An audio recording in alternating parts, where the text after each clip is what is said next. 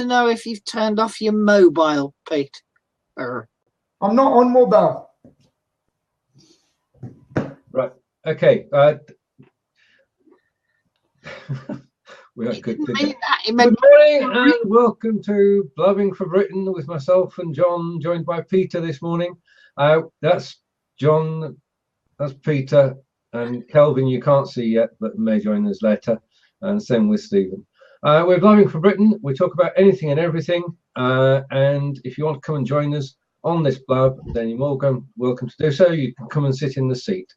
If you're new to Blab, then you can join in the conversation in text by entering something and send a message bottom right hand corner, or if you have a question, /Q followed by your text, and we'll take your question. Morning, John. Morning, Peter. Good morning. Morning, Peter. Good morning. So you had a blizzard yesterday, John? Yeah, it was amazing. Snowed down here, but it didn't stick on the roads, and then eventually the sun came out and melted it all. Went down to about as far as Warwick, apparently. Yeah, we saw a bit of snow, but nothing like it. Peter, up your way, snow? Absolutely pouring of snow last night. Roads were thick with it, and I hate the snow, so I've just stayed in. Probably a good move.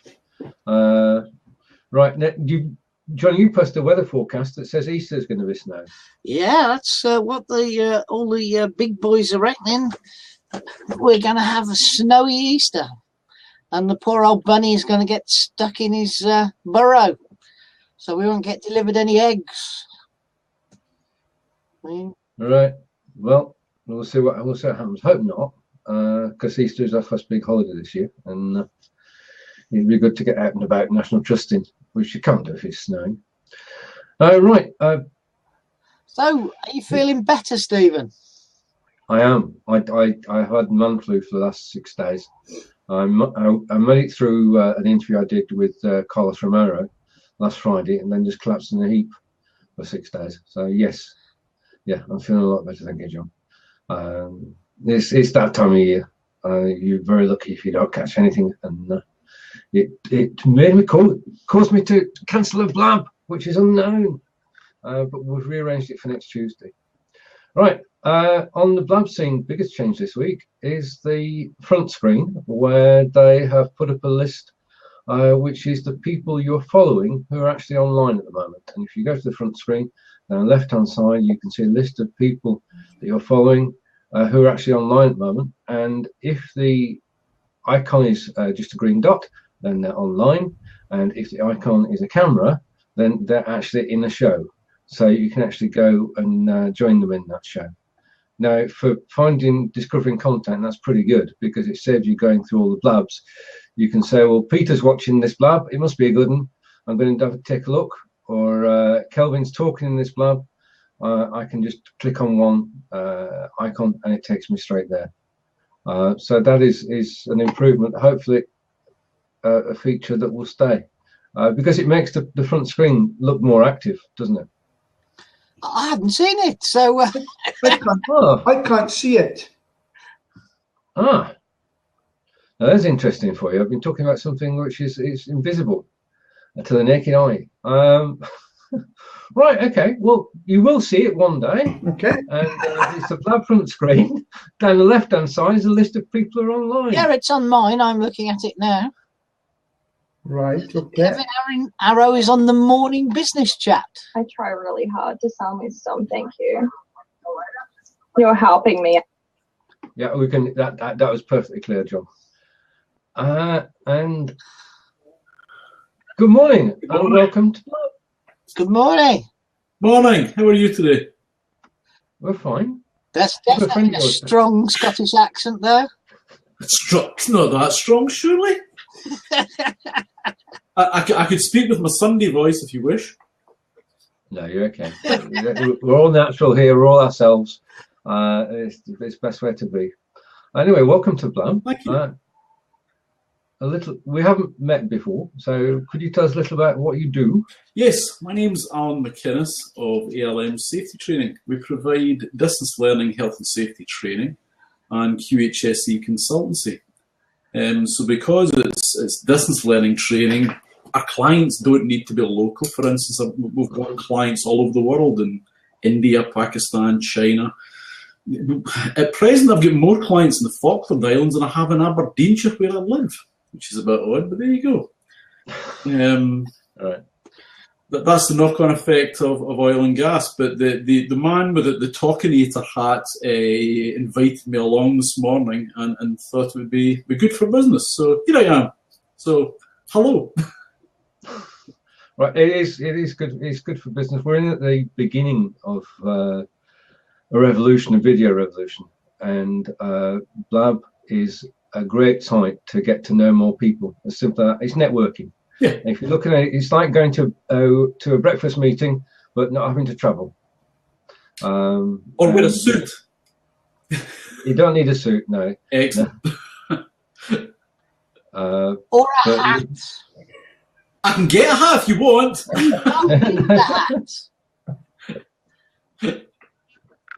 We've met quite a few people who've become friends over the last 6 months.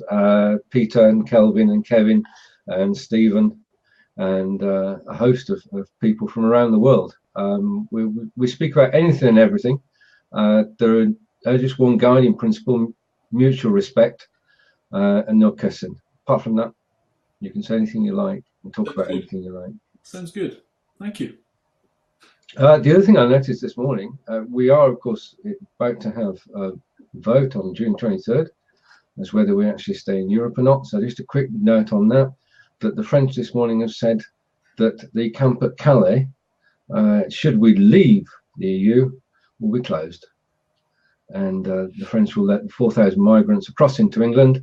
And that, so that would be one direct result, that the camp in Calais, where our customs were able to pre-check people before letting them through, the camp will close down. The agreement started in 2003 and will just be stopped should we leave.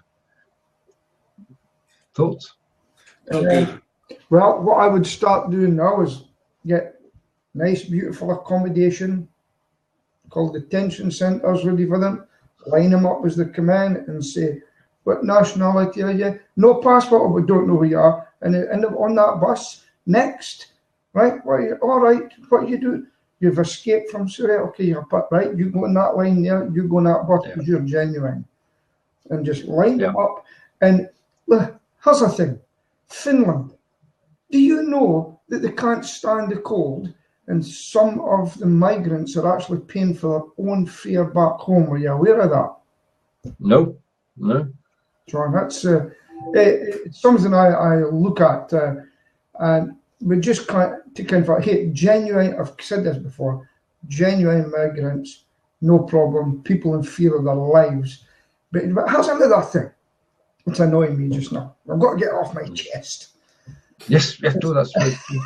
All Loving for Britain. Film stars. Now, did you read about this? The film star, Brad Pitt or somebody, I can't remember. He went over there to see what it was like, and he went in, he's having a look around. Oh, yes, and they're over there. Do you know what happened after that? Once he left, they started throwing stones at their security people, and actually, I believe they stole their mobile phones and everything. That's the thanks they got once the big star was going to be. These big stars coming in, doing their bit, they don't see a real world. That's the problem.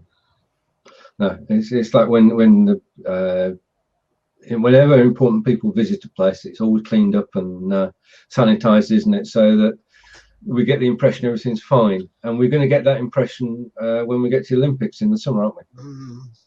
Well, when the Queen last came to Birmingham, she landed at the airport, and they sprayed all the grass that had gone brown with green paint. So yes. Somebody said that yesterday to Peter. I don't know if you were there, Peter, but somebody was talking about that yesterday at the BMI chapter. We're a member of that when Princess Anne visits various places, they go out and spray the grass green to make it look nice. Yeah. My issue with the migrants coming to the UK is the fact that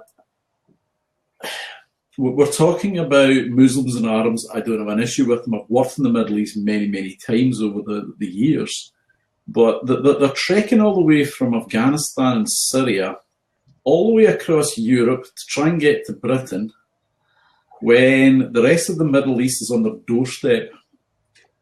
What about Saudi? What about, I mean, Jordan take a lot of refugees in, but what about Saudi, Abu Dhabi, Bahrain, Qatar, Kuwait? These countries, a country like Kuwait was bailed out by the West during the Gulf conflict, but they've not offered to take any refugees from Syria. No. It's the West has to bail out the Middle East yet again. It's, I don't know. I mean, it's a very difficult situation that they want to trek, thousands and thousands of miles across. And then when the refugees come here, they want to keep their identity, they want to keep their culture. But why don't they go to a country in the Middle East where their culture is based on Islam instead? It's something I've never quite comprehended. I agree with you. It is difficult to understand why they want to move halfway across the world, to leave behind everything that's sort of known to them, and come and brave a cold winter in England, France, Germany, Holland, Switzerland, Finland. Yeah, it is a bit of a mystery. Here's a question. Let's just say it was yes, right? Yep. What do you think? What do you think would happen? Does that mean yes to stay in or yes to leave? That's what I was about to ask. Yeah. Wasn't quite formulated, Peter. Say we said yes to leave. What's the right? We're all small businesses people here. What difference would it make to you and I if we left? Yeah. I don't think it would have much of an effect on my business personally. Mm-hmm. Yeah. I mean, I work in Aberdeen. No, I've no intention to. Well, I might, with the speaking business, move about, but my target market is Britain. But we just maybe have to start buying from each other again. But listen, the continent would still want our Scottish whiskey. They would still want our beef from Aberdeenshire. It's all. They might make it hard to get in, but if that's the sort of market you're in, you're just going to have to do the paperwork, etc., to keep on selling to them. But remember, they'll want their BMWs and everything sold here. They'll still want to sell to us. So I don't think it's going to make all that much a difference. If we go abroad, we might not have the E111, which is the health card. Hey, I've got insurance. We get it through our bank for nothing. The immediate effect I can see is that we've got 2 million Brits abroad. Yeah. Who've been given rights because we've been in the common market, the EU, for the last 40 odd years, and it's become accepted that we can go and live abroad, draw UK pensions and what have you. Those 2 million Brits will have to live under a different set of rules, which we don't know what they are. However, we can't say, let's have a reciprocal agreement for that. Let's deal with the health. We don't. Most of our 2 million are in Spain. Do we want 1.5 million Spaniards over here? Well, this number in Spain is quite interesting because Stephen Hall and Graham, two expats that we both know well, have actually been discussing this figure over the last couple of weeks, and they put it between 350 and 750,000 in Spain. Right. Okay. I heard they were talking about this on the radio in Radio Scotland on Tuesday, and they interviewed a UKIP politician in Scotland about it, and the question was asked, what about the 2.8 million Brits that work throughout Europe? And his response was quite curious, to be honest. He said, I'm sure it'll sort itself out, it'll be fine. And Kay Adams, who's on the radio with him, said, the approach that UKIP are going to take is if we come out of Europe, everything will just sort itself out for business and people, and everything will be fine. They went, these are just minor details. They can be sorted. I thought it was slightly curious. From my point of view, having a lot of clients throughout Europe, my wife asked me this the other night because we deal in health and safety training, and it could go two or three different directions for our point of view. EU legislation is aligned with UK legislation. Health and safety is aligned in a lot of areas of legislation and law. And if the UK decided to take a significant diversion from EU law and takes it away from a common market of legality, so to speak, then I could end up with two scenarios. I would end up having to have two sets of courses, one for Europe, one for Britain. Alternatively, I could see that and think, well, that's a business opportunity for me because I'm going to have to retrain people in revised UK law. So it's a curious one from our point of view. And I'm looking at the live chat feed down there, and Kelvin has said some farmers may disagree coming out of Europe. And my wife's family are farmers on the borders. And I think they probably disagree as well. Here's the thing about the farmers, yeah. I mean, everybody's got vested interests, and if they're getting a lot from the EU gate, what do I get from it? Nothing. I'll tell you what we got in the pest control industry 2 years ago. This is what we got. The European Union said we're taking all of your rodenticides, that's a fancy name for poisons, we're taking them off the market. That would have been chaos. And it's the only time as an industry that we have went out and really had to go to our MEPs to get them to fight for us, and we've kept it. That's what we're going to do for us. No discussion. It was going through. The other thing I'll tell you, in pest control, do you know where most of the Europeans and places like Malta, do you know where they take their trading standards from? Any guesses in pest control? Got a guess? China? The UK. No, the United Kingdom. They come to us from Malta to do training. They came to our standards. Now they're having a European standard that we will have to do.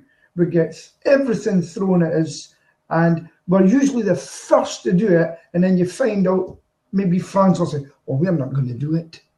And what did they get done to them? Absolutely nothing. They're not happy with the fishing rights or whatever. What did they do? They blockade our fish going through. And what happens? Absolutely nothing. So that's, you can see which way I'll be voting, don't you? It's a good point, and I'll back up Peter's one, that I'm speaking to a few people in New Zealand, and I had to look at New Zealand health and safety legislation to discover that it was exactly the same as all the UK legislation. It just came out 6 months after every piece of legislation in the UK. They stole the entire health and safety legislation, and they're trying to copy the health and safety executive in New Zealand, albeit 25 years late, but they'll get there. It's a satellite delay that far down the world. I think the biggest issue here is not any of the stuff we've talked about. It's who's going to vote, because all three of my children, 25 through 30, the three of them, they've never known anything other than being in the EU. And as far as all three of them concerned, they're quite happy to stay in the EU. So if we have a big turnout of the 30 and unders, I think we'll be staying. Yeah, I hope that we stay too. I'm going to be voting to stay in, I can assure you. Yeah, there is something strikes me as strange. We have a Conservative government. We have a leader in the Conservative government saying that we should stay in Europe. We have the Labour Party saying we should stay in Europe. We have some Conservatives saying we shouldn't. And the whole country is going to vote just to sort out the Conservative Party at the end of the day. If we stay, I'll be totally gobsmacked if we go out. The other thing that it happens straight away, which does affect all of us, is that our currency's taking a bath simply on speculators now worried about that we're going to leave the EU. And from a practical point of view, if you're buying anything from the States at the moment, your cost has just gone up 10%. Stupid, but that's my thing. Now, so how's my, if we stay in, what we should do is, if we're part of it, get rid of the pound, get rid of everything. You can't say, I'll have that bit, I'll have that bit. If we're going to go in, be a club. Because if you go to certain networking places here and say, I don't want to do that, but you won't be there much longer. So so if it's saying no, just do the bloody lot. No, I don't think we need to join the entire club and get rid of the pound and go into the euro. Frankly, and I've tweeted about this quite a lot recently, that I just feel over the last 2 years, the UK has had a Scottish referendum, general election. The Scottish elections are on in May, and then we're followed by an EU referendum in June. And then we've got the SNP nutcase brigade. Sorry if I'm being contentious there. Are going to turn around and say, oh, if the rest of the UK vote to leave Europe, we want another referendum. Businesses don't need this. We need stability. We need normality. We need a bit of peace and quiet, because the market gets very jittery. Companies are always looking, big companies always look for an excuse. Sorry, we can't speak to you because Christmas is coming. We can't speak to you, there's a general election coming. We can't speak to you because it's the end of the tax year. I think I worked out the other day, I think we've maybe got about 2 days a year when they've not got an excuse. And I just think that let's get the EU referendum out the way and vote to stay in and try and avoid any major changes for a few years and have some stability. Yeah, it sounds like a plan to me. I don't think it's going to happen, though. We're always going to have something that we're going to be, well, not attacked is the wrong word, but something that we should be concerned about. And that keeps us busy, it keeps us occupied, and then we take our eye off the ball and they can do what they want. Not that I'm a cynic, of course, and being a cynic is not part of being British, but... Right, okay. I'll respond to somebody I'm seeing in the feed here. Climbing a ladder in a safe manner surely is the same in Europe as it is in the UK. Climbing a ladder is the same whether you do it in any country in the world. You should do it safely. And the legislation throughout the whole of Europe is exactly the same. And the whole target is assess your risk and make sure effectively you don't fall off. We were just talking about that this morning, weren't we? We were, yes. Yeah. Right. Is there any safety legislation on Trilby wearing? Have you not seen this video? Do you know, something? There's 9,500 people in Aberdeen, well, seen one video, 6,000 something. It's quite interesting because I was looking at it, half of it has came organically, and I've also boosted it. And people are actually stalking. The youngsters, funny enough, are starting to share it. When I look at their comments, what they're doing is they're actually just putting the names of their friends to look at when we're singing. Have you seen the one when we're singing, John? Yes, thank you. I didn't share that one. Why, have I not? Anyway, well, I'm going to stand down and get a coffee. On the side, and Okay. You come in and discuss a completely different topic. Yeah. So I'm going to pull down, get a coffee, and I'll listen in now. Okay. Okay, Peter. Thanks. And you had a chat with Neil earlier in the week, John. Well, sort of, yes. Only in the sort of right-hand column. I think Neil had come and like to come and talk to us about streaming and driving at the same time. Okay, Neil, come on board and join us, if you will. You right? Okay. Okay.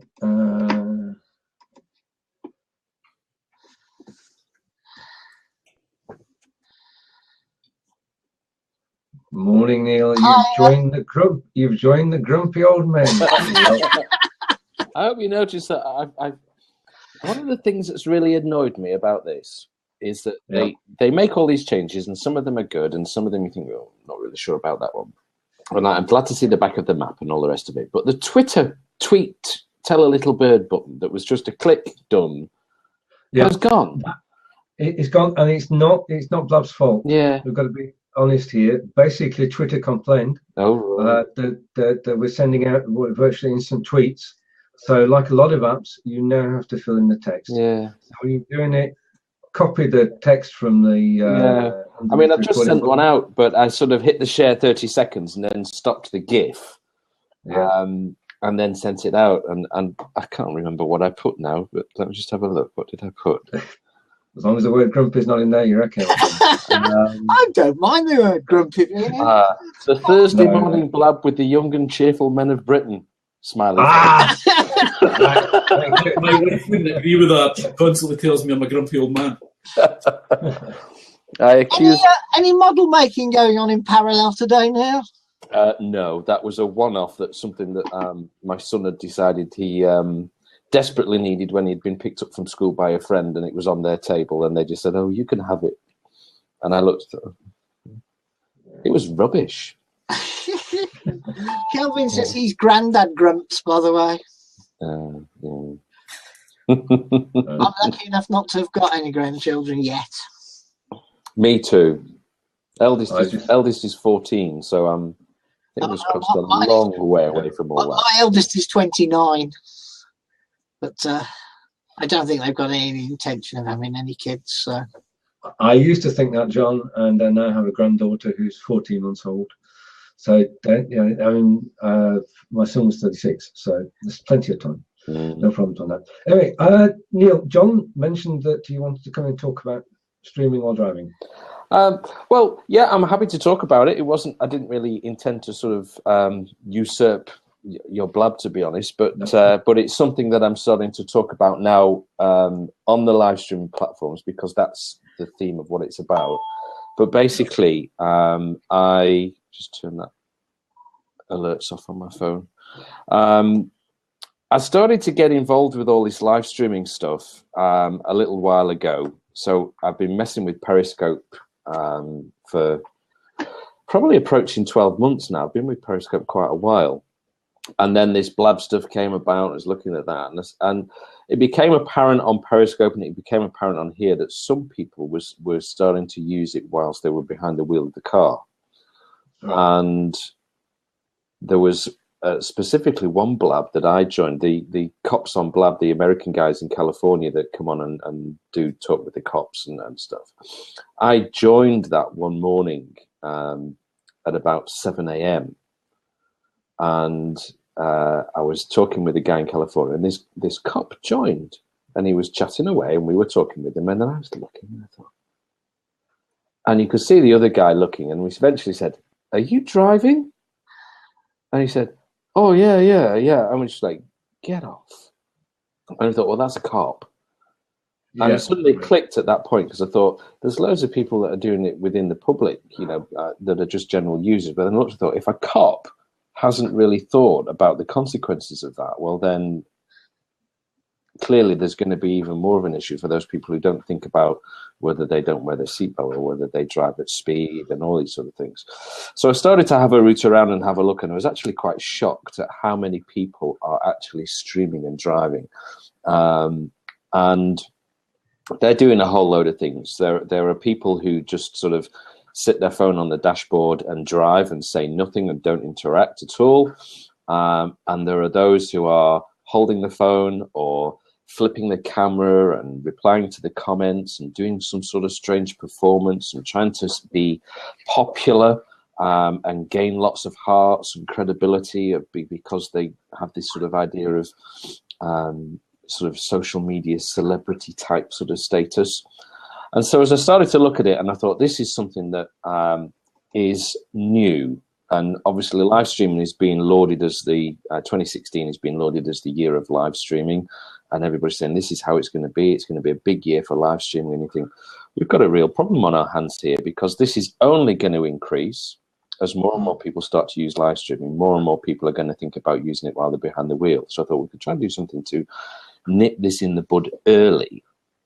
And it tags in really sort of, it dovetails really nicely with a lot of the national campaigns with mobile phones and driving that have been in existence for years, in that it's people using their phone, but they're just using it in a completely different way. But it adds a whole load of other dynamics to the driving environment that shouldn't be in there when you're supposed to be concentrating on what you're doing. And so I thought, right, I'm going to seize the day. I'm going to grab the bull by the horns and trying to get sort of organizations involved and trying to get a day where I can get national organizations involved and supporting it, and it becomes a big sort of fully supported event, is going to take 12, 18 months, 2 years to get these people to go through the corporate processes that they need. And I thought, we can't wait for that. So I'm going to do it myself. So I've basically written a blog about Don't Stream and Drive with some information. I've set up a thunderclap for people to sign up to. Yep. I picked a date out of thin air that sort of worked for me and my shift pattern and said, right, that day is going to be Don't Stream and Drive Day, and I'm going to try and get as many people as I can to support me. And I'm going to get the message pushed out there. So I've done that. And then what I'm also doing is I'm going on Periscope, and where I'm seeing people who are streaming and driving, and there's particularly an issue, well then, if their Twitter and Periscope accounts marry up, I send them a link and ask them, you know, have they really thought about what they're doing? I send them a link to some of the little videos that I've done on YouTube, which are fairly basic, but do give an idea of what can happen if you take your eyes off the road only for a short space of time. And some I've actually, just recently, I've gone into the process of actually broadcasting a Periscope broadcast for those people individually, where I've tagged them into the title and said, this is for you. And I'll sort of go through this process, say, this is what I want to, I've just seen you broadcasting on Periscope, and I've got a few things I want to talk to you about. And I go through that. Had a bit of a mixed response. I can imagine, but, yes. Yeah.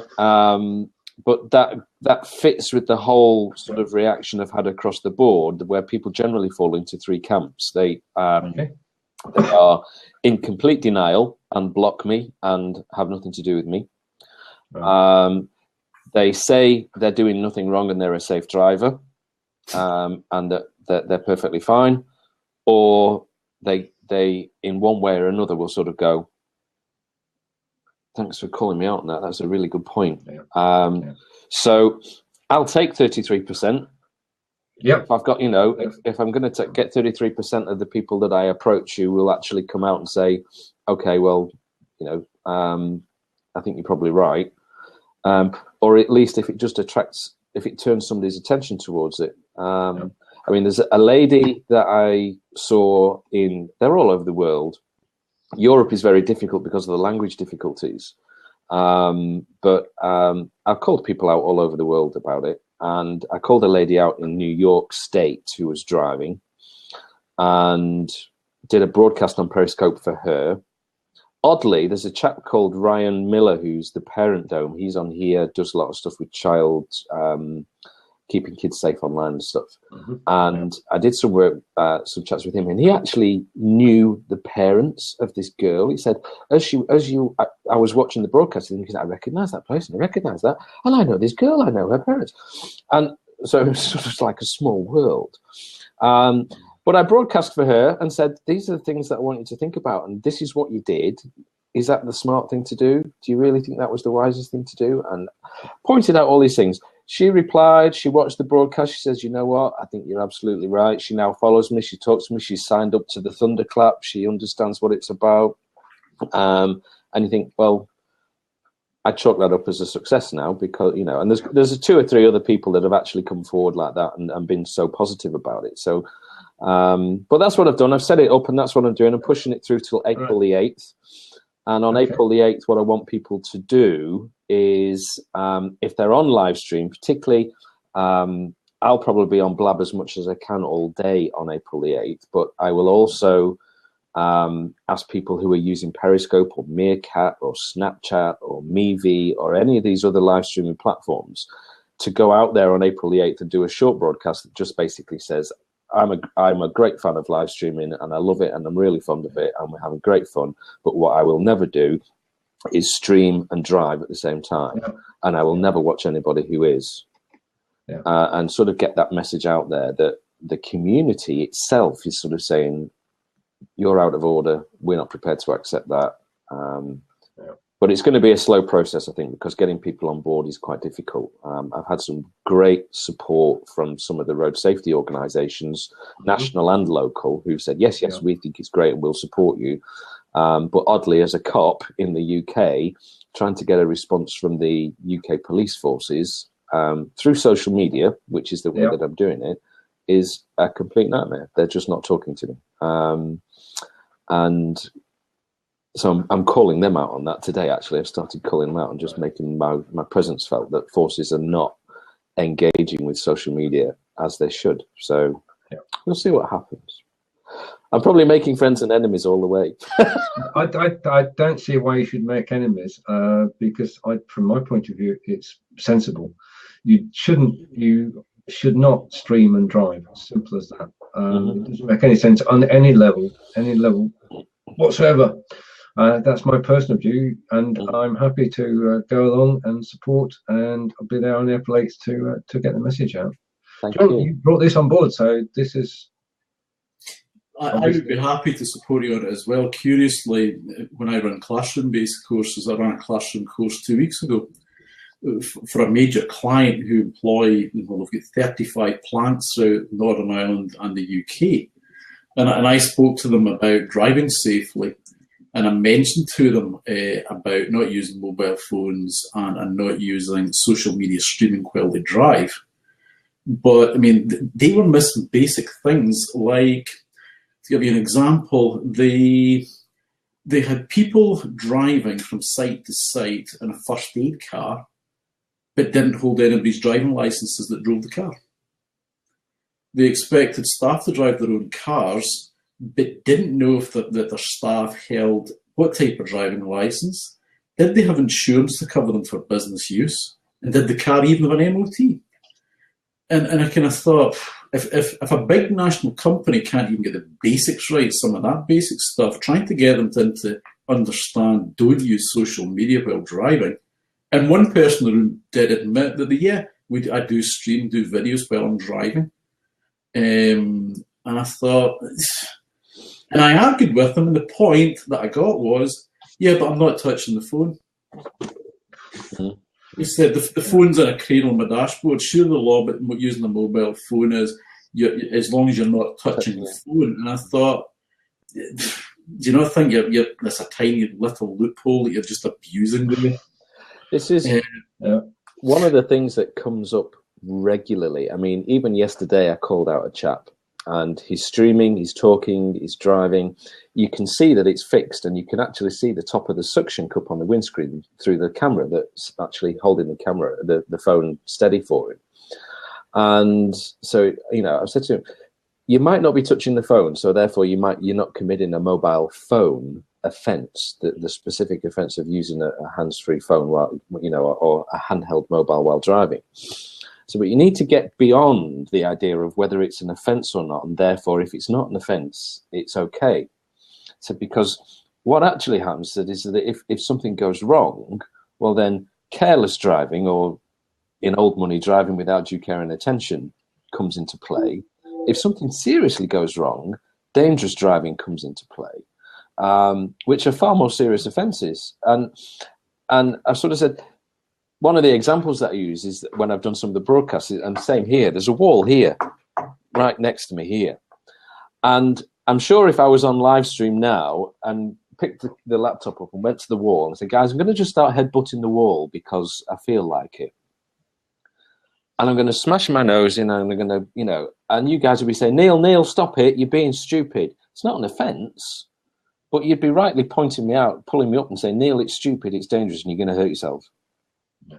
And there's this disconnect for people. A lot of people would sort of say, if you ask them the question, would you drink drive? And they'll say, well, no, I'd never drink drive because it's dangerous and it's stupid and it's against the law. You say, okay, well, using a mobile phone while you're driving impairs your driving as much as, if not more, than alcohol. And they say, oh, well, I'd never do that either. Or if you showed them a video of someone streaming and driving and said, do you think that's safe? They'd say, no, it's not safe. But then they go on and do it themselves anyway because they're a safe driver. And it's this, Yes, yes. Mm.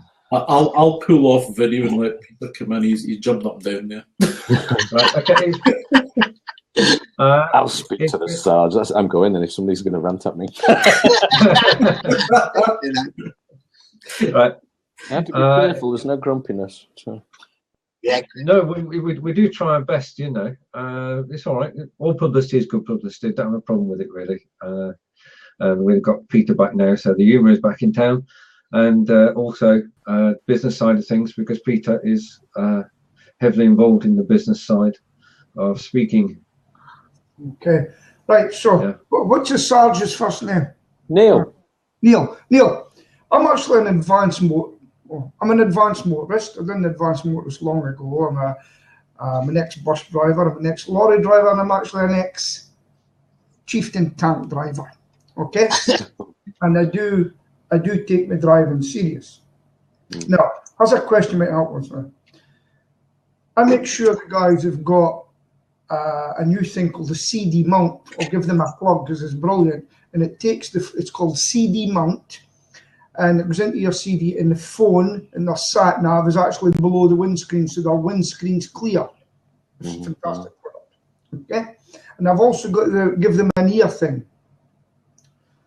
So, hands-free, if I call them in the van and they're driving along and it rings, I've actually set the phones up to say, answer. And they answer. Yeah. Is that illegal? No. Right. Because the mobile phone offence comes into play when the phone is actually held in the hand. So if you've got a Bluetooth kit in the car or a Bluetooth headpiece or whatever, where you can throw the phone in the center console and leave it, but when the phone rings, you touch a button on the steering wheel and say hello, then you're perfectly fine. It's because you're not handling the phone. But again, it's this little sort of area of, okay, I'm fine, therefore, because it's not an offence. And you'd be correct to say it's not an offence. But what people generally don't then think about is the more serious consequences of what happens while you're on the phone. Because they'll say, I say to people sometimes, if you're using a mobile phone and you've got a hands-free kit, and the phone rings and you press the button and it's the wife and she says, are you heading home? And you say, yeah, I'm on my way back. It'll be 20 minutes. Speak to you later. Won't be long. Boom, done. Okay. Well, you've done something today by coming on, because as John knows and Stephen knows, I've got a pest control business. And I'm starting doing videos in the van speaking. But I'm holding the camera and a selfie stick, and I'll ask the other guy questions while he's driving. Would that technically be illegal? Well, he's not holding the phone and he's driving. And so it falls into this area like the TV crews do when they're doing broadcasts and films, and particularly where the driver's just got GoPros mounted all over the car and they're driving and looking at the camera and and the TV film crews, you have to think about, have they got all the security in place? Have they got all the road safety factors in place that you just can't see on the camera and all the rest of it? The only thing that you've got to be concerned about is look further down the road when something's happened and say, okay, something has now happened, either, say we've run up the back of somebody, or somebody's run up the back of us, or somebody stepped out that you could do nothing about. They've just come straight out in front of you, boom, you've hit them. And they'll say, well, hang on a minute, the passenger had a selfie stick in his hand and then the questions would start to be asked and say, was the driver distracted from his primary function? And if that can be proved, that's where the more serious offences would come into play. Okay, so you've achieved something today. So what I'm going to try to do, right, is when I do the videos now, I'm going to do them when I can think about it, motionless. So we're sitting there and we won't be driving, we'll in the van, and then when that stops, we'll stop and we'll move on. So I mean, for prosecution purposes, we would have to show that the driver was distracted. And if we couldn't prove that, well, then we'd have to fall back to the lesser offence of the mobile phone, which is not touched. Therefore, we couldn't do anything about it. If you think about Metropolitan Police in Kingston, have used an awful lot of stuff on Periscope where they've got a reporter that they've got friendly with who sits in the front seat of a police car. The driver's driving the police car, and then somebody in the middle, in the back, is holding a phone up and showing where they're going and what they're doing, and they talk about the jobs they're going to, and they've done some live policing. And the same sort of scenario applies. The driver is not holding the phone, he's not committing an offence, but if something went wrong on that emergency drive, the question would be asked, is there enough evidence to show that the driver was distracted? If there was, well, then a prosecution could follow. But if there wasn't, well, then they'd say it's no different to anything else. Twiddling with the radio, adjusting your mirrors, looking out the window because a jet fighter's just gone flying past as you drive down the Welsh valleys, and you go, Oh, look at that! Well, can you still hear me? Yeah, I can hear can't you. see you. Well, We can hear you. I'll tell you a famous sign, right? This is, it said, Joe Carriageway, it said, 53 burglars. No, Now you're gone. We've got Not the completely, that. delay. Gone completely. You have to come back in, Peter. Leave the seat open. No worries about that. Now, one thing that has, to a certain extent, surprised me is the police adoption of streaming services like Periscope and Meerkat and Blab. Mm. You seem to be early adopters this time around. I think we're on a bit of a fest with social media within the police because it's free. Right. And traditionally, I joined the police in 1991, and we were always miles behind the private sector with technology and ideas because funding and central funding and public sector were always miles behind. We were getting computers that sort of had green screen, black screen with green letters when everybody had got were going to flat screen monitors.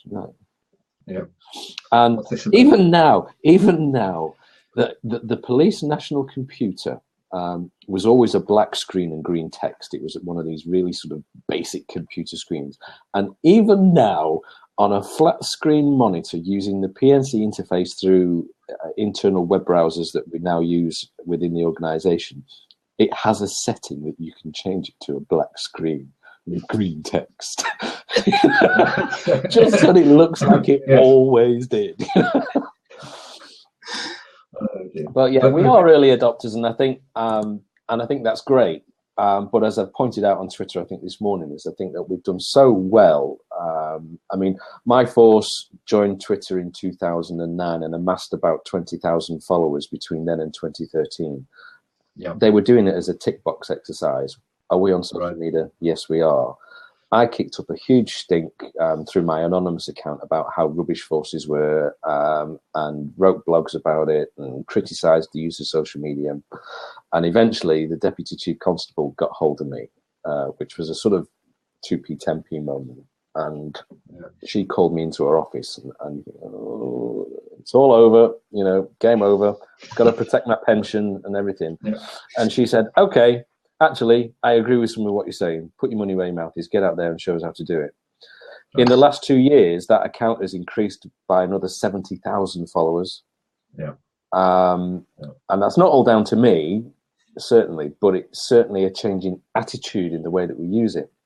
But even now, I've sent tweets out so far to every force in the country from A to K. And I'm working through them. So the last one I did this morning was Humber and Kent, and basically said, really value if you could have a look at this and would welcome your support with Don't Stream and Drive Day. Yep. Forces are twitchy. They worry about reputation management. They worry about risk. They worry about aligning themselves to a campaign day that's not officially sanctioned or come from an official body, albeit I'm a cop. And so they may have to say, in theory, it's a great idea, but it's not something that we can support corporately. But, best of luck with it. That will do me. I don't, if they can't support it, they can't support it. I understand, and I'm not really going to get uptight about that. But what they're not doing is giving a reply at all. Yeah. So in many regards, we're still in the same place that we were several years ago, in that we're not really getting into this engagement side of things. Yeah, the local accounts are doing really well on the other side. So one of the things we could all do with is the ability to send a priority tweet to somebody, which they actually have to read. An emergency tweet, if you like. There's possibly an area for that to happen, because you send a tweet out, the odds of people seeing it are about 100 to 1. Yeah. If people don't check. Oh, definitely. I mean, I'm not sure. Right. Okay. Been calling in. Oh, okay. Executive decision made. Yeah. Yeah. You've got to do this sometimes. Your turn this time, John. What's the Twitter account? Excuse the moment. What's the Twitter account look like? Right. Yeah, it is. I mean, we've all got this problem of being seen, but as you say, as one officer writing to or tweeting to a force, then it should be monitored. There should be somebody monitoring it. It's a police account, isn't it? So you have a good point. I'm going to take it now. It's a police account. It should be monitored. Yes. Yes. Right. Okay. It's one of the. I mean, I sit on the national panel. The National Police Chiefs Council lead for digital engagement is the Chief Constable at Greater Manchester. And I sit on a panel that he hosts where we look at best practice across the country and talk about issues that are coming up. And I'm a strong advocate for 24-hour, 24/7 monitoring and engagement. Yeah. So because basically it's like saying that we've opened a line of communication. Yeah. And now when people talk to us, we're not engaging with them. So it's equivalent to saying the telephone has just been introduced, but we will answer it between 8 o'clock in the morning and 5 p.m. in the evening. And after that, we're not going to answer the phone. So if you've got an emergency, you'll have to run down the road and find the policeman and shout because we're not answering the phone. It doesn't make sense. But we're a little slow sometimes to sort of fully embrace these, the full capability of the technology. So. Yeah. But as I said, on streaming, you're at the forefront, which is we much appreciate you getting involved because it's a two-way street. You're actually getting involved in showing us that the police are up to date and interested in the full community and not just those that. It's a fantastic way of building relationships with people and showing people. Sometimes you think that we're out and about on the streets, and the cops that I manage when I work in the control room, but the cops that I manage on the street go from job to job to job to job to job to job to job. They inevitably get zero time to actually stop, walk down the road, and say, "Morning, Mr. Healy, how are you? You know, isn't it a lovely day?" Yeah. We're not getting that opportunity to engage with people to a great extent, and social media allows us to do that. Even if you can't see us physically and speak to us physically, you can speak and talk to us virtually. And I mean, I set up the Offbeat Cops Blab, which I run with a friend of mine, Constable Chaos, on Twitter. And we talk about all sorts of policing issues, and you know, we have police people to come on to be interviewed. But as that progresses, hopefully we're going to open that up more to people from the public side of things and say, you know, come and ask us a question. We're just the cops, you know. And it shows the human side, the human face, and that, you know, was shut into a panda car many years ago and was never seen again. So, all right, okay. Well, it's been a pleasure talking. What I'm going to do now is we've been going 15 minutes, so okay, to switch the recording off, John. Okie dokie. Okay, so we've paused.